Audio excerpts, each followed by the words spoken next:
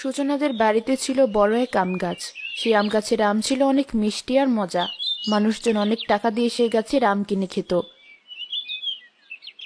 এবার আগের বারের চেয়ে অনেক বেশি আম ধরেছে গাছে। সবাই বেশ ভালো দাম হাঁকাচ্ছে। অনেক লাভ হবে এবার। হ্যাঁ, ঠিকই বলেছ। বাবা এই আম গাছটা লাগিয়ে কত বড় উপকারী না করেছে আমাদের। বছরে একবার আম বিক্রির টাকা দিয়েই সারা বছরের জন্য বাড়তি টাকা পাওয়া যায়। এই গাছের জন্যই কোনোদিন অভাবের মুখ দেখতে হয়নি আমাদের। হ্যাঁ, এত বড় আম গাছ তো আমি জীবনেও দেখিনি। আর কোনো গাছে যে এত বড় বড় আম ধরতে পারে, এই গাছটা না দেখলে আমি বিশ্বাসই করতে পারতাম না। কি করছিস তোরা? আর কতক্ষণই আম গাছের দিকে চেয়ে থাকবি? তোদেরকে সে কখন বলেছে আমার জন্য দুটো কাঁচা আম পেড়ে নিয়ে আয়, ভর্তা করে খাবো। তা না করে গাছের দিকে হা করে তাকিয়ে আছিস। আচ্ছা মা, আনছি, তুমি যাও।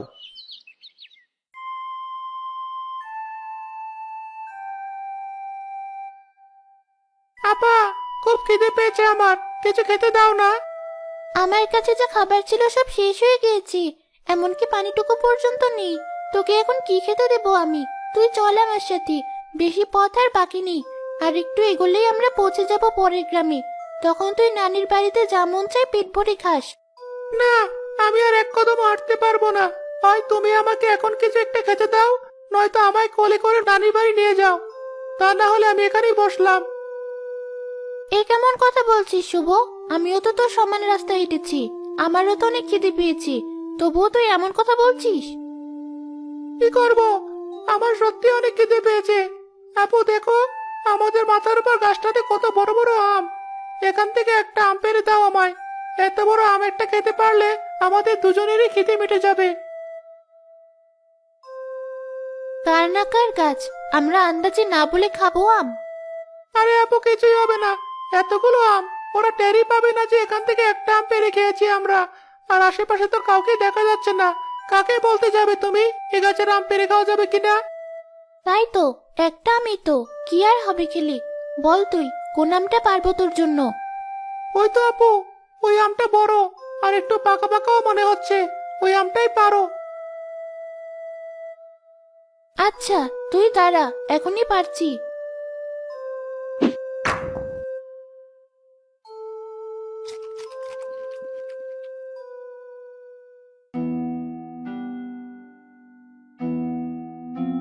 চোর চোর, এই রাহুল, বৌমা, দেখ, ছোট ছোট দুই চোর এসে আমাদের কাছে সব আম খেয়ে ফেললো। কোথায় তোরা? থামা ওদের। মা, কি বলছি? দুটো চোর নাকি আমাদের কাছে সব আম খেয়ে ফেলছে। বলো কি?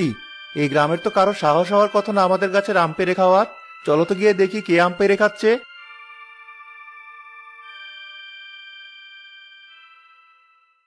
আম তো খুব মজার ছিল, তাই না আপু? হ্যাঁ, এমন মজার আম অনেকদিন হলো খাই না। চল আপু, আমরা আরেকটা আম পেড়ে খাই। আচ্ছা চল। এই চোরের দল, থামো তোমরা, একদম পালানোর চেষ্টা করবে না। চোর, আপনারা ভুল বুঝছেন, আমরা চুরি করতে আসিনি। আপনাদেরকে বলেই খেতাম, কিন্তু কাউকে পাইনি তাই। কাউকে পাওনি বলে চুরি করা শুরু করবে? চুরি করে আবার বাহাদুরি দেখায়। রাহুল, তুই এখনই এই চোর মেয়ে আর ওর ভাইকে ধরে কঠিন শাস্তি দে। সবাই আবার দেখুক আমাদের কাছে আম চুরি করার শাস্তি কি। হ্যাঁ মা, যাও সূচনা, তুমি ধরে নিয়ে এসো। আমি এই দুটোকে আজ গাছের সাথে বাঁধবো। এ কি বলছেন? আমাদেরকে গাছের সাথে বাঁধবেন কেন? আপনার আমের মূল্য দিয়ে দেবো আমরা, আমাদেরকে ছেড়ে দিন। যে আমার পোশাকের ছিঁড়ি, ওরা নাকি আবার এত দামি আমের মূল্য দিবে? তুই ওদের সাথে কথা বলে সময় নষ্ট করছিস কেন? এখনই বেঁধে ফেল ওদের হাত পা। শুভ, তুই পালা এখান থেকে। কোথায় পালাবে? আমার হাত থেকে পালানো এত সহজ না। মা, আমি ছেলেটাকে ধরছি, তুমিও মেয়েটাকে ধরো। হ্যাঁ, ধরেছি। বৌমা, দড়ি কোথায় এনেছো?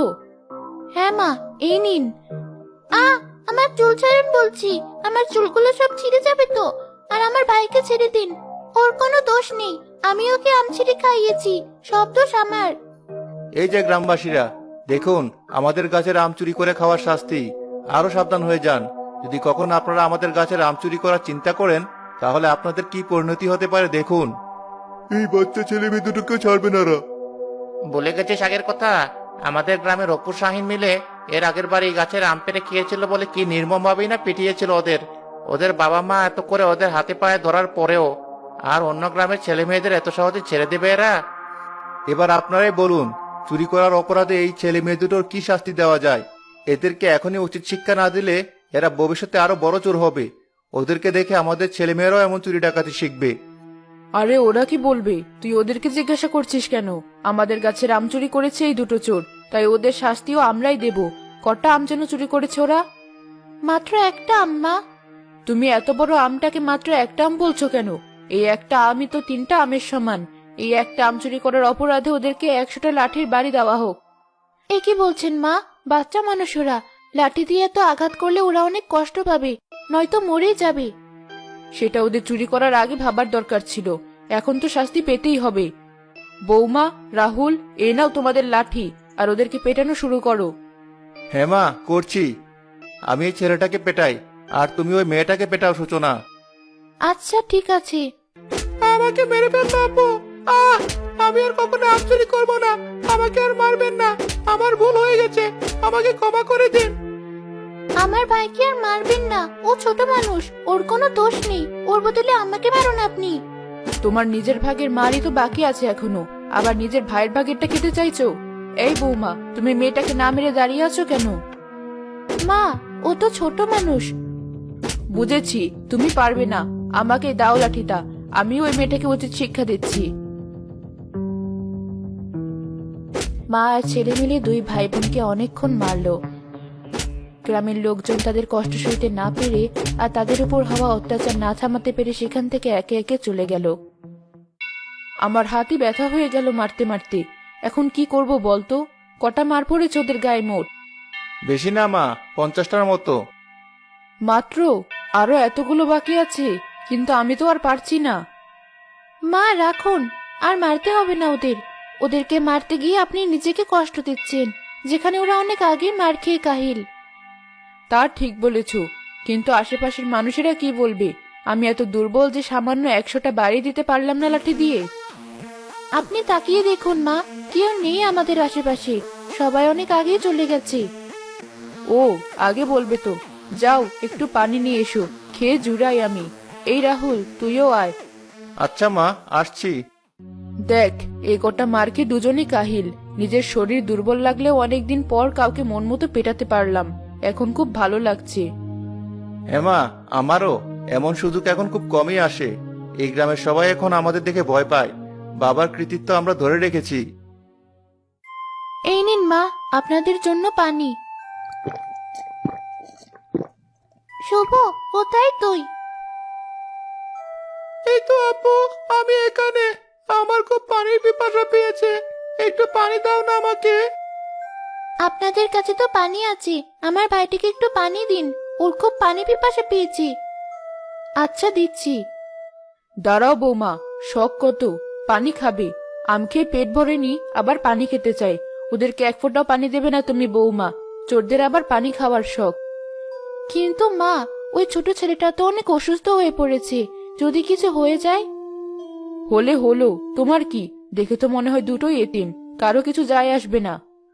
অন্যদিকে তিথি আর শুভর নানি ঘরের দরজায় দাঁড়িয়ে তার নাতি নাতনির অপেক্ষা করছিল।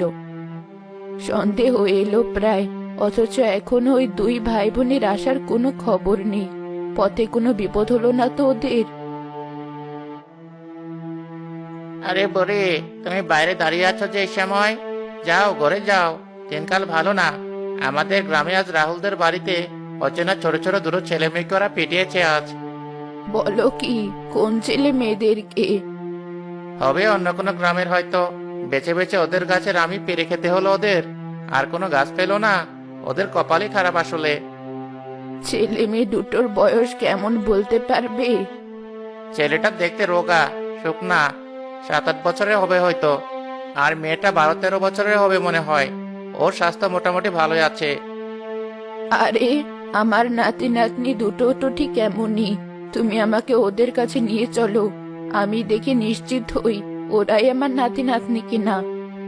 একই বলছেন নানি, চলুন শিগগিরই। কে জানে ওদেরকে মারতে মারতে মেরেই ফেললো কিনা। চলুন চলুন। কি হলো, ছেলে মেয়ে দুটো অনেকক্ষণ ধরে চুপচাপ, কিছু বলছেও না। মরে টরে গেল নাকি? এ কটা মার খেয়ে মরবে না ওরা, গন্ডারের চামড়া। আচ্ছা, আমি দেখছি কি হলো।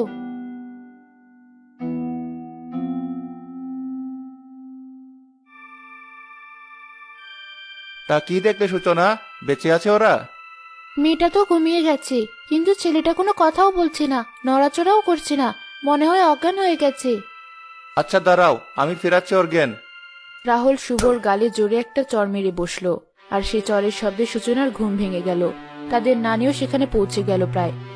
কি হয়েছে আমার ভাইয়ের? আপনারা আবার ওকে মারছেন কেন? ওর জ্ঞান ফিরছে না বলে ওকে মেরেছে। বলছেন কি? তাড়াতাড়ি ওর জ্ঞান ফিরান আপনারা। আমার হাতের বাঁধন খুলে দিন। না, আগে তোমার হাতের বাঁধন খুলে কি হবে? তোমার ভাই এমনি ঠিক হয়ে যাবে। এই রাহুল, ছেলেটার মুখে একটু পানি ছিটিয়ে দে। এই পানিটুকু ওর মুখে না ছিটিয়ে যদি ওকে খেতে দিতেন, তাহলে আজ আর ওই অবস্থা হতো না। এই মেয়ে বেশি কথা বলে, এমন ভাব করছে যেন ওর ভাই মরে গেছে। ওর মুখটা বেঁধে ফেলতো রাহুল। খবরদার, অনেক হয়েছে। আমার নাতনির গায়ে আর কেউ হাত দেবে না তোমরা। ওরে বাবা, এই বুড়িটা আবার কি? আমাদেরকে হুমকি দেয়? কিছু মনে করবেন না আপনারা তার কথায়। একা একা থাকতে থাকতে পাগলাটির স্বভাবের হয়ে গেছে তো, তাই মাঝে মধ্যে একটু উল্টাপাল্টা বকে। নানি, তুমি এসেছো? দেখো নানি, সামান্য একটা আম চুরি করার অপরাধে ওরা আমাকে শুভকে কিভাবে মেরেছে। শুভ তো জ্ঞানই হারিয়ে ফেলেছে। ও পানি খেতে চেয়েছিল, কিন্তু ওকে সামান্য পানিটুকুও খেতে দেয়নি ওরা। এই সামান্য কারণে ছোট ছোট ছেলে মেয়ে দুটোকে এত বড় শাস্তি। তোর গাছের একটা আমও যেন কখনো আর কেউ খেতে না পারে। আম সহ পুরো গাছটায় যেন পোকামাকড় খেয়ে ফেলে, এটাই আমার ইচ্ছা। এই বুড়ির তো বেশি সাহস দেখছি। আমার বাড়িতে এসে আমার গাছ নিয়ে উল্টোপাল্টা কথা বলে। দাঁড়াও, দেখাচ্ছি এখনই। আরে দাঁড়ান দাঁড়ান, আপনারা এতদিনের পুরনো এত যত্ন করে বড় করে তোলা আম গাছের কিছুই হবে না। ওই এক পাগল বুড়ির কথায় আপনি ওদেরকে ছেড়ে দেন। ছেলেটার এখনো জ্ঞান ফিরছে না, পরে উল্টাপাল্টা কিছু হয়ে গেলে আপনারাই ঝামেলায় পড়বেন। তা ঠিক বলেছো, আমি ওদেরকে ছেড়ে দিচ্ছি। তুমি দেখো ছেলেটাকে তাড়াতাড়ি হাসপাতালে নিয়ে গিয়ে ভালো করতে পারো কিনা। জি আচ্ছা। এই রাহুল, ছেলে মেয়ে দুটোকে ছেড়ে দে। আচ্ছা মা, দিচ্ছি। ছোট ছোট মাহারা ছেলে মেয়ে দুটোকে ওর বাবা বাড়ি থেকে বের করে দেওয়ার পর আমার কাছে আশ্রয় নিতে এসেছিল, তবু ওদেরকে এভাবে কষ্ট পেতে হলো। সৃষ্টিকর্তা ওদেরকে যেভাবে জখম করেছে তাদের বিচার করো তুমি। নানি তার নাতি নাতনিকে নিয়ে সেখান থেকে চলে গেল, আর রাহুলও তার মা আর বউকে নিয়ে বাড়ি ফিরে গেল। আমাদের গাছের আমগুলো পাকা শুরু করেছে। বৌমা, আমাকে একটা আম দাও তো। শিগগিরই এগুলো বিক্রি করার জন্য হাটে তুলতে হবে, তখন আর খেতে পারবো না। জি মা।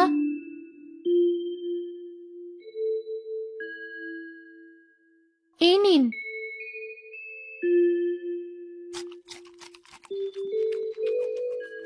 আহ, কি মজা! এক কামড়ে যেন প্রাণ জুড়িয়ে যায়। এ কি, আমটার স্বাদ এমন হঠাৎ বিচ্ছিরি হয়ে গেল কেন? থু! কি হয়েছে মা, আপনি এমন করছেন কেন? দেখছো না কত বড় একটা পোকা আমের ভেতরে? বেছে বেছে পচা আমটাই দিয়েছো আমাকে তুমি। ভুল হয়ে গেছে মা, ধরুন আপনি এই আমটা খান, এটা ভালো আছে। থু! এই আমেও তো পোকা। বলছেন কি?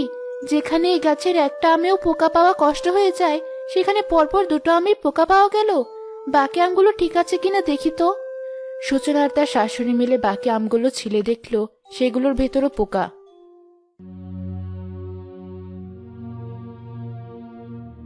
বলো কি, আজ সকালে যতগুলো আম পেরেছিলাম সবগুলোতেই পোকা। গাছে ওষুধ দিতে হবে মনে হয়। আমি গিয়ে দেখি গাছের আমগুলোর কি অবস্থা।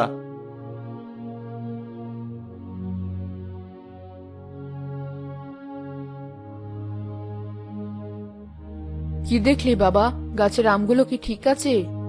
অবস্থা বেশি সুবিধার না, তাড়াতাড়ি কীটনাশক দিতে হবে গাছে। বেশিরভাগ আমি পোকা ধরেছে।